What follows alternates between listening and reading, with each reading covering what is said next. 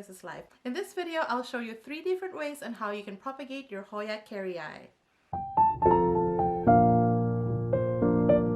Hi everyone, happy Valentine's Day. Since it's Valentine's Day, I thought it would be appropriate to talk about the Hoya Kerrii and how to propagate it. So the Hoya Kerrii is a very popular plant around this time because of its heart-shaped leaf and often sold as a single leaf plant in a pot. And to be honest, before I had a Hoya Kerrii, I almost bought one of those, but then I got warned by one YouTuber. I will link it down in the descriptions that says that if you get a single leaf Hoya Kerrii, they're most likely not to grow into a plant, and I want something that would grow into a plant. So I got this one from Houseplant shop, and I got this for $7.99, which is quite a steal because I also got it during the time where they were offering free shipping, and I think they still have this on their site, and it's a really good plant. And I got this 4th of July last year, so I've got it for like half a year or so now. And when I first got it, it only has these 2 leaves at the bottom, and since then it has grown 1, 2, 3, 4 new leaves. It would have grown a 5th leaf if you've seen my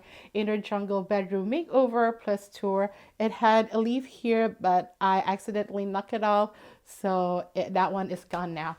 But I've been thinking for a while to propagate this Hoya Kerrii either for a giveaway or sell it on Etsy. So I think this is the best time to do it now since it's Valentine's Day and the popularity of the Hoya Kerrii is at its peak during this time. But as you can see from my Hoya Kerrii, there's some damage to the leaf like this one. I think it's a leaf burn because I probably had it too close to the window a couple of times. And underneath the leaf over here, there's some like, not really browning, but like black spots that I'm not really quite sure what's that about. And I also not too fond of the shape of the first 2 leaves over here. And the top 2 leaves have like the more heart-shaped leaves that is known for, but then it got leaf burn. So what I think I'm going to do is I am going to propagate all 4 of them. I don't mind starting anew with this plant, to be honest, because when I got this Hoya Kerrii, this stem is already like very long, I suspect because it was searching for light, and I kind of want the leaves of my Hoya Kerrii to have shorter nodes in between them, like what's been growing on top already. So what I'm going to do is just propagate this 4 leaves and see what happens. But I'm actually going to propagate this into 3 plants so I can show you the 3 different ways that I am going to propagate this Hoya Kerrii. So this is the Hoya Kerrii, and I am going to prune it first, and then I'm going to show you the 3 different mediums that I am going to propagate my Hoya Kerrii on, and none of them is straight up water. It's a bit nerve-wracking, but I'm going to do it anyway. So these are the Hoya Kerrii that is going to be cut. Like the first 2 is going to be 1 plant, and this one is going to be 1 plant, and this one with the long stem is going to be 1 plant. And if you look closely with the Hoya Kerrii, and this is true for any Hoyas, you would see, I don't know if you could, but you would see some bumps on the stems, and those are actually nodes where roots can grow from. So I'm going to make sure that each cutting that I do would include some of those bumps or nodes to ensure, or at least help better the chances that they will actually grow roots. So if this leaf, the one on top that got broken, if this one actually was successful, I could have done that as a separate propagation, but since it wasn't, I'm just gonna go ahead and cut below these 2 leaves and make that the very first propagation. And there's going to be some sap that's gonna come out of the vines. So if you have like a napkin or a towel ready, just to wipe that off your shears, then that would be good. Okay, so I am just gonna do it like this. So this is the first one. Yeah, as you can see, there is sap that's coming out from the Hoya Kerrii, and I don't think that I need to let it callus before I propagate it. I wish I knew, but there's very few propagation videos on Hoya Kerrii itself, so I'm not sure if I should let this callus before I start propagating it, but I am just gonna propagate it now. But okay, but this is the first cutting. This one right here will be the second cutting, and I'm gonna make sure there is nodes for this one. So I am just gonna cut this way. So it's gonna be like that when I propagate it. Then for the last one, I'm going to cut down here because I want the stem to be shorter, but I think what's going to happen is going to grow another stem anyways. I'm just going to cut it as slow as I can. There you go. Oh, sorry, plant. And put that aside. So this is my Hoya Kerrii now. It's back to its original state when I got it. So sorry, plant. I'm going to put it out and put that aside. And this is the other one, and I'm just going to cut off the stems. So as I can see right there, if you can see it, just like a node up there. So I'm going to cut below it and propagate the plant that way. Okay. But I suspect if you want to just do a leaf cutting, and for it to be a successful leaf cutting, is to make sure that the stem of the leaves would have nodes on it. Otherwise, I think it will have a hard time to propagate. So here are the cuttings right now. So I got like cutting number 1 here, cutting number 2, and then cutting number 3 that has the 2 leaves. I'm gonna separate them and see if I could get this one to root by itself. I doubt it, but I'm gonna do it. So okay, so let's push that aside for a second.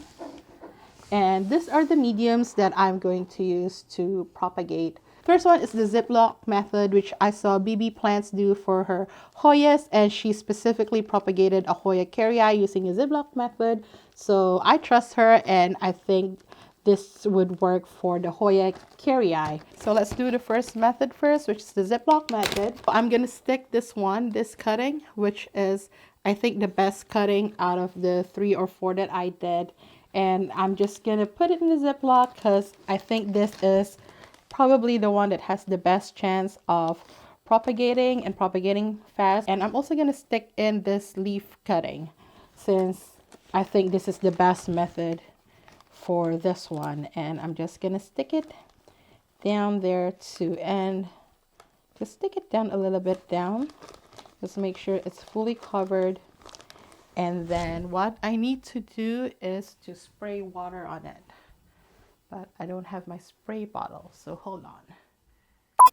I got my spray bottle. So I think what I need to do is just to spray it, just to encourage humidity. Just like spray it very generously. And then I think I'm supposed to blow on the bag. And then seal it. And this should be done like that, and just put it close to a light source. So that is one propagation. And the next one is the sphagnum moss, which is my tried and tested method. I have been propagating with sphagnum moss if I am not doing water propagations, and I have very good success with propagating with sphagnum moss. So this is the method that I am most comfortable with, is doing it via sphagnum moss. And I think I am going to do it for this one because I think this is the second best looking one. So for sphagnum moss, I have it pre-moistened, and I just like squeeze out as much liquid as I can, or water as I can, from the sphagnum moss. I'm just gonna wrap the stem of the Hoya Kerrii with the sphagnum moss. But aside from that, what I'm going to do is I'm going to try to bury at least a third of the Hoya Kerrii into the sphagnum moss, just to give it proper anchor once it starts growing roots. As you might have seen in any nurseries, or I haven't really seen big box stores sell Hoya Kerrii, but I have seen in plant boutiques and nurseries when they sell single leaf Hoya Kerrii, they almost have like a third of the Hoya Kerrii buried all the way in the soil. So that's what I'm gonna do with this Hoya Kerrii.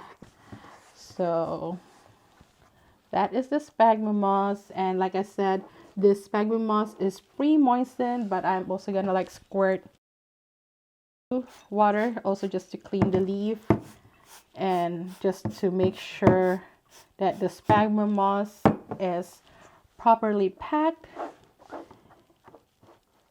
and holding the Hoya Kerrii in place.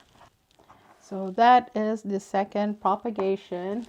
And this one is the newest method that I am going to try, is propagating in perlite. So this is kind of like a passive hydroponic way of propagating.